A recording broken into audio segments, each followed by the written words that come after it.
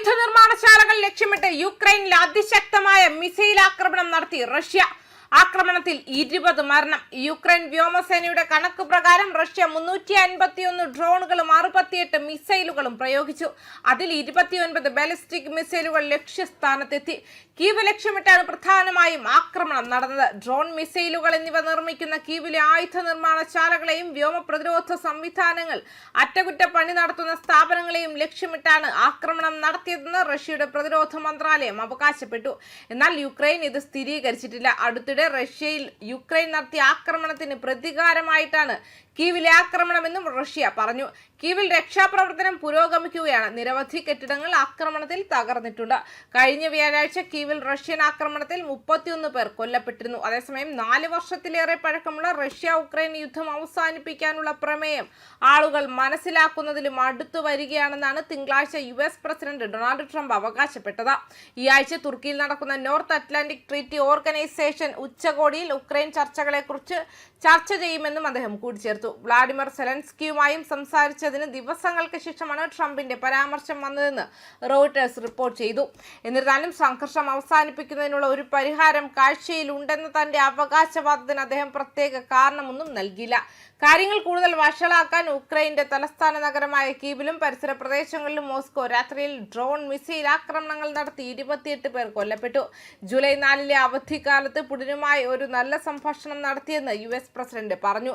പുടിനുമായുള്ള തന്റെ സംഭാഷണത്തെക്കുറിച്ച് സംസാരിച്ച ട്രംപ് പറഞ്ഞു, ആളുകൾ മനസ്സിലാക്കുന്നതിലും വളരെ അടുത്താണ് നമ്മളെന്ന് ഞാൻ കരുതുന്നു. പ്രസിഡന്റ് പുടിൻ ഇത് അവസാനിപ്പിക്കാൻ ആഗ്രഹിക്കുന്നു. ഞാനത് വളരെ ശക്തമായി നിങ്ങളോട് പറയും. ചർച്ച 85 മിനിറ്റ് നീണ്ടു നിന്നതായും സമാധാന ശ്രമങ്ങൾ മുന്നോട്ട് കൊണ്ടുപോകുന്നതിനുള്ള വഴികൾ പര്യവേക്ഷണം ചെയ്യാൻ സഹായിക്കാനുള്ള US പ്രസിഡന്റിന്റെ വാഗ്ദാനവും ഉൾപ്പെട്ടതായും ക്രെംലിനിലെ ഒരു സഹായി പറഞ്ഞു. ജൂലൈ 4 നടന്ന ആഹ്വാനത്തെക്കുറിച്ച് വിവരിക്കുമ്പോൾ ക്രെംലിനിലെ ഒരു സഹായി യൂറി ഉഷാക്കോവ് പറഞ്ഞു, യുദ്ധം വേഗത്തിൽ അവസാനിപ്പിക്കുന്നതിനും പ്രതിസന്ധി മറികടക്കുന്നതിനുള്ള പരിഹാരങ്ങൾ കണ്ടെത്തുന്നതിനുമായി പ്രവർത്തിക്കാനുള്ള തന്റെ സന്നദ്ധത അമേരിക്കൻ പ്രസിഡന്റ് ഒരിക്കൽ കൂടി സ്ഥിരീകരിച്ചു.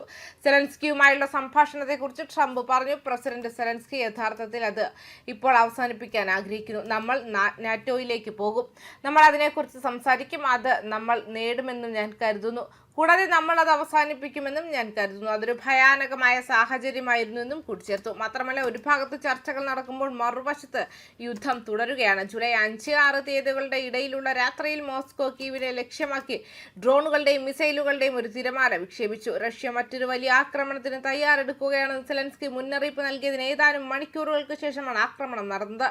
എക്സിലെ ഒരു പോസ്റ്റിൽ അദ്ദേഹം പറഞ്ഞു, ഇത് പുടിന്റെ സ്വഭാവമാണ്. അമേരിക്കയുടെ സ്വാതന്ത്ര്യ ദിനത്തിന് തൊട്ടു പിന്നാലെയും അങ്കാറയിൽ നടക്കുന്ന നാറ്റോ ഉച്ചകോടിക്ക് മുൻപും ഇന്നലെ രാത്രി കീവ് ഒരു വലിയ റഷ്യൻ ആക്രമണത്തിന് വിധേയമായി. റഷ്യ 68 മിസൈലുകളും 351 ആക്രമണ ഡ്രോണുകളും വിക്ഷേപിച്ചു.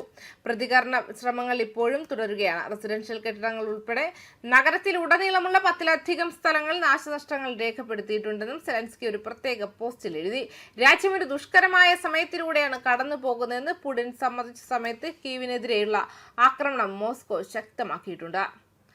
ന്യൂസ് ഡെസ്ക് കർമ്മ ന്യൂസ്.